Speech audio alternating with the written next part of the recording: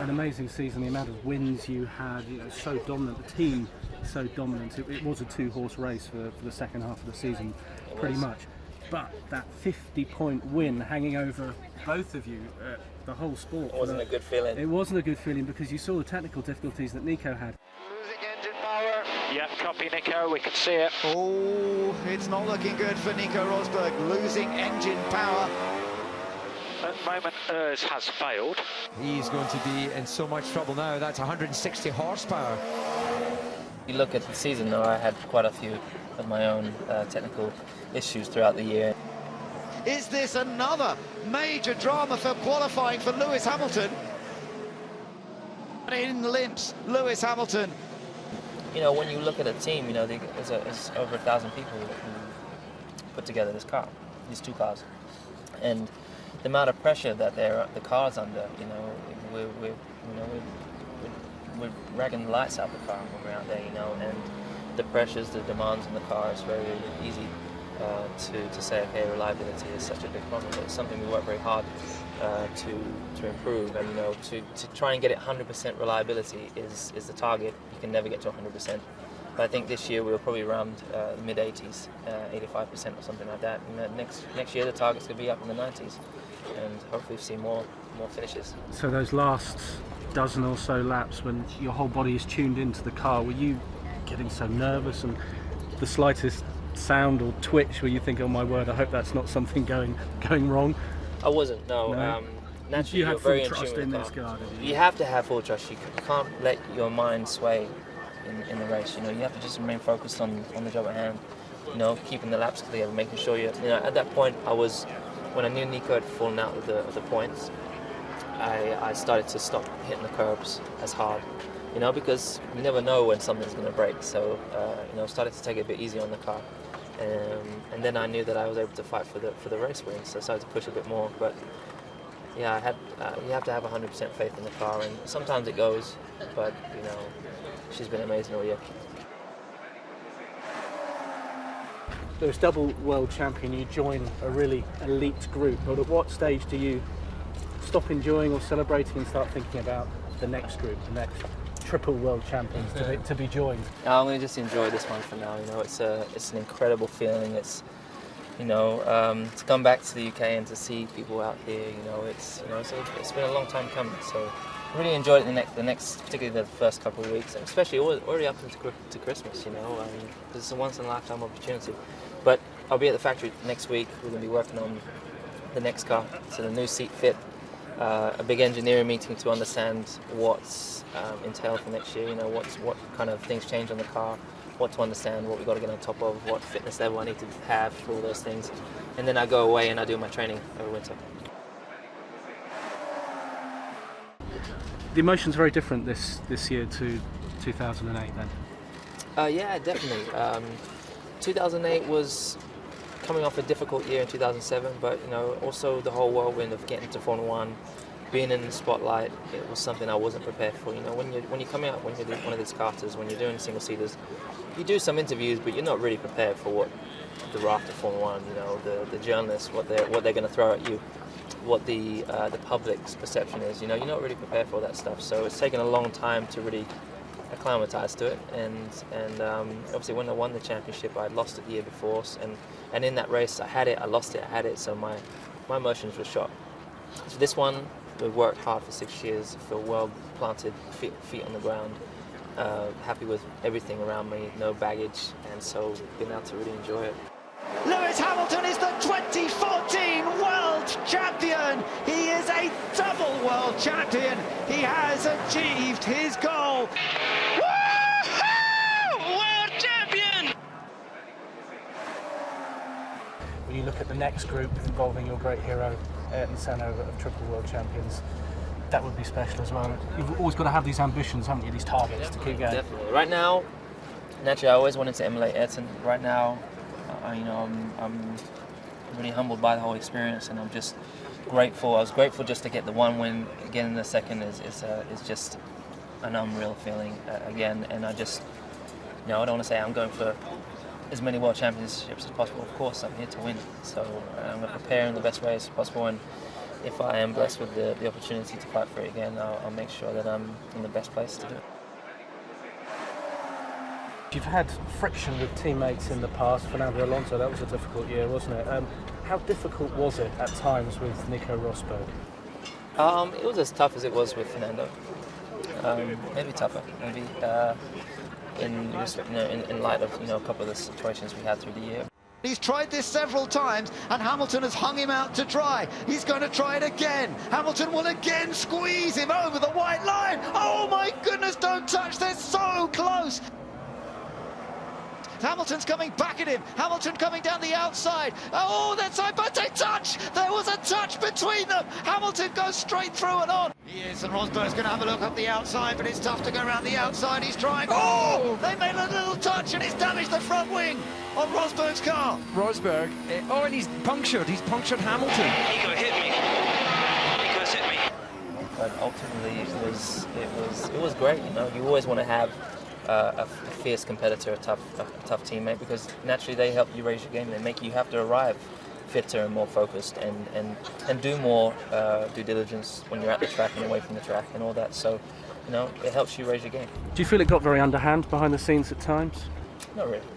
No, I mean, the team helped control it. I think we didn't get out of control when we came out of the car. We handled ourselves pretty well. If it was 2007, geez, it would have been a lot different. We've learned a lot since then.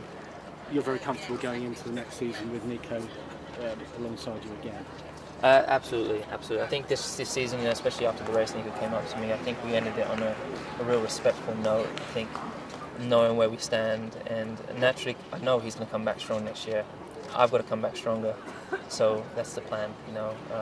The great thing is I'm going to keep 44 in the car.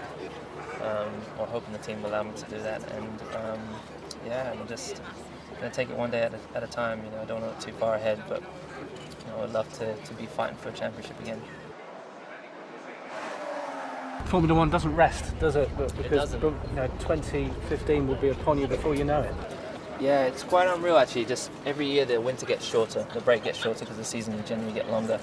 And it just rolls on, it just keeps going. Already halfway through or 3/4 way through the season, they start designing and building or designing the next car.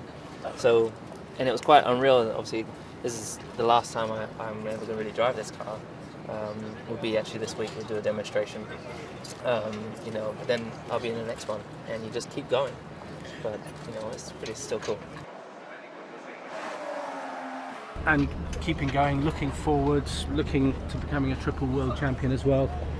They promised you that this car would deliver you a world championship, and my words, it did. But what have they promised you about next season, and how are you going to develop and make this thing go even Well, faster? there's no promises in I guess in life, but also in the sport. But what they do promise is to keep working hard, to keep pushing, to put all their efforts into building the best car. The good thing is that we are in an era of Formula One where it should be in an evolving cycle. So the car we have now will progress into a better car next year, and that'll be the same for everyone. So where everyone's finished now, they will progress.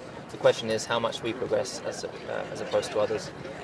Others have a bigger curve to climb as for us, but we still set our goals very high. We want to arrive next year, and we want to be at the front again. So that's really the goal.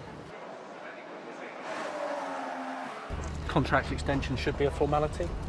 Yeah, I mean that's it's generally quite. I mean, I got a great contract now. I think naturally, having the experience of doing the last one, we'll probably look at it and see what could be better, what could what the team can get more from it. Because naturally, I want to lift this team up. I want to lift Mercedes-Benz up. It's it's a real teamwork. So I'm looking forward to kind of that whole experience and getting on with it. But I mean, it's no real rush. I've still got a whole year to go with. I'm not sure if people perhaps in these buildings working on their next contract so early on, but in due time. But you can't afford to wait 6 years before your next world title. You don't want to wait that long again, do you? I don't want to wait another 6 years. So I'm gonna, and I don't think I'll have to with this team. Just a word about Jenson Button, who possibly might not be on the grid next season. Another former British world champion. Surely he's got a lot more to give F1. He's been very competitive, signed off really well, didn't he, in Abu Dhabi? He did a great job in the last race, yeah. I've said it time and time again, Jenson's one of the greats, and there's only a few teams who are competing at the top, but he is a strong asset for any team, you know, and particularly for McLaren, who have struggled for a long time, who don't have the car currently, who have a new engine coming on board. He's driven the Mercedes from this year. He will have the best insight to give and be able to compare the new engine and help develop it and the car. And you know, he's a real team player, and he's a real anchor for a team. And you need to have that you need a driver that's going to lead the team and take them to the win. And I have no doubt that he's that guy. The health of the sport isn't particularly great when you look a little bit further down the grid. Definitely, you know, and you know, there's only 22. There was 22 cars in it. Now we've got 18, and those 4 that disappeared, you really notice it. And you know, we need those 2 teams because they really make the sport. If anything, we need more teams, you know, and we need more competitive teams. But it is such a expensive sport, and naturally that's why it's a lot different to football. You know, I was very, very fortunate. We didn't have any money as a family. You know, we were very lucky. My dad had 4 jobs at one stage just to keep his go-karting. And I know that's how a lot of people are struggling today in low categories, you know. So it's a very expensive sport in general, and seeing people lose their jobs is not a good thing at all. And of course, these guys, they want to be racing. They want to get to the races and see their car competing, even if it's not winning. So you know, my heart goes and best wishes go out to those guys, and just hope they remain positive, because I'm sure something positive is around the corner. Do you think Bernie is still the man to lead the sport forward, or does it need a change? Do you think he's been forced to apologise to Bernie those? has done an incredible job. He's a remarkable man, and what he's achieved, people can never take that away from him. And I don't know if everyone fully understands or respects just what an incredible job and what sport he's created. So I totally believe he's still the man for the job. It's been such a difficult year for the sport, hasn't it? I mean, obviously, just thinking about Jules Bianchi and the tragedy of Japan, that has put a certain perspective on the whole year, hasn't it? It definitely has. I mean, it's been a difficult year for the sport in that respect. You know, obviously, heart and prayers still with Jules every day, and even before the race, still praying for him. And you know, really, it was so sad to see one of the fellow drivers get injured so badly. And it's definitely positive to hear that he's gone home and he's breathing on his own. And now you're just hoping for the best this next coming months. And you know it's going to be a long period of time for recovery. But hoping that goes in the best way. But yeah, you know, in this sport, we know as drivers we don't go into these races thinking it's you know, we're going bowling. You know, we know it's a seriously dangerous sport. We're traveling at serious speeds. Our head is exposed in this cockpit. You know, we're not invisible.